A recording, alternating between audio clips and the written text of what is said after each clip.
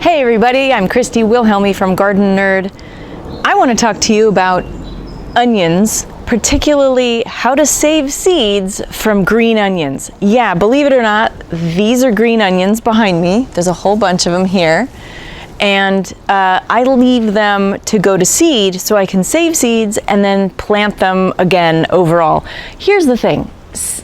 Onion seeds don't stay viable for very long, so your seed packets, you may have to replace them more often than you would a lot of your other seed varieties. But these guys, if you let them go to seed and then plant them again the next season or right away even, you're gonna have fresh green onions all the time. Let me show you how. First, let's talk a little bit about how onions grow. When they start to go to seed, and depending on the type of onion you're growing, whether it's a green onion or a bulbing onion or leek, garlic, whatever it is, there are certain time frames and some require certain temperatures in order to send up a flower stalk. Green onions, they don't need any help. They're just gonna send up a flower stalk toward the end of the season, and that's that. I live in a coastal community where we don't get any frost, and so it doesn't require anything special. All of the allium family falls into the category of self-fertile, meaning they don't tend to cross-pollinate all that much, although isolation distances are a good idea. Some say half a mile or 800 feet. But if you're going to save seeds from one type of alliums, just make sure none of the others in your garden go to seed and you're going to be fine. You'll notice that bees and other beneficial insects really love alliums, and they do help with that pollination so that those allium flowers can set seed. Now, let's talk about the process of how this thing goes to seed.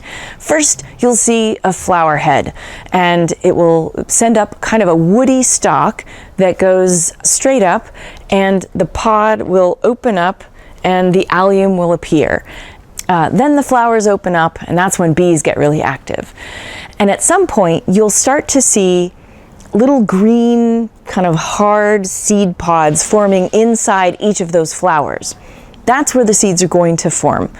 But you have to wait until the whole seed head starts to turn brown, and those green things start to turn black, or finish turning black, actually. But they'll start to turn black, and the whole seed head will turn brown. And at that point, you're getting close.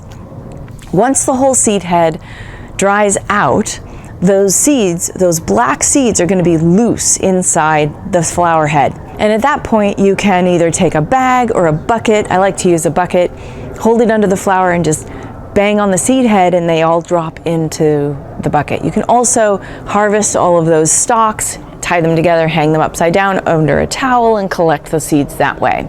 Once you've collected all the seeds, now it's time to winnow. To winnow seeds, I like to use the box fan method, where you have two buckets and a box fan on a chair set on low, and you pour from one bucket to the other bucket that is set in front of the box fan. And the chaff blows away as the seeds fall into the second bucket. You may have to winnow a few times to get all the chaff away, but then the seeds are ready for storage and for planting thereafter. If you're looking for how to store your seeds, I've got another video about that. It's very helpful, and I've made my seeds last so long, I've been able to germinate 22-year-old tomato seeds. It's a trick. It works. So give it a try and see how it works for you. If you like this video, share it with your friends. Don't forget to subscribe and turn on notifications to find out when our next video comes online. Consider becoming a Patreon subscriber to support all the free stuff we do here at Gardenerd. And of course, check out my books at gardenerd.com. We've got tons of other YouTube videos, a podcast, and everything else you need to grow successfully in your garden. Happy gardening.